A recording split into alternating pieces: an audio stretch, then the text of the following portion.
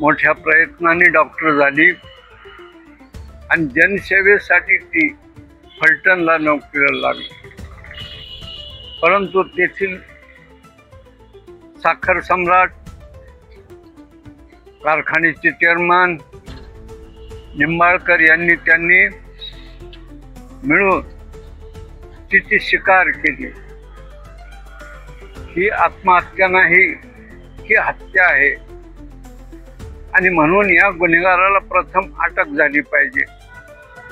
हे जे निंबाळकर, त्याचा मुलगा, त्यांचे पीए, बाकीचे जे संबंधित अधिकारी आहेत त्यांना प्रथम अटक झाली पाहिजे।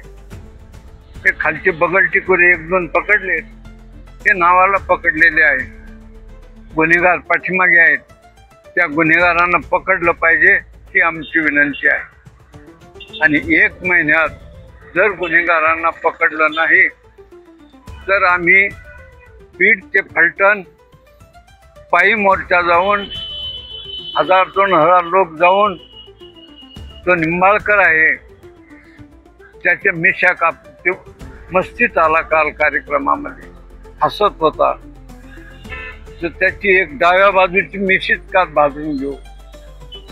हे सगळे आमचे कार्यकर्ते म्हणतात, भाऊ ते मस्तीत आलं ना त्याची मिशी कापा।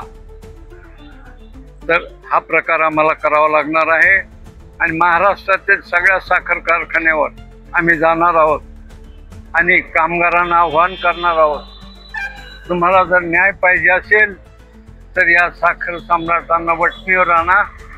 वठणीवर आणण्यासाठी साखर कारखाने एकदा बंद करा, त्याशिवाय ही वठणी येणार नाही, ही आमची मागणी आहे।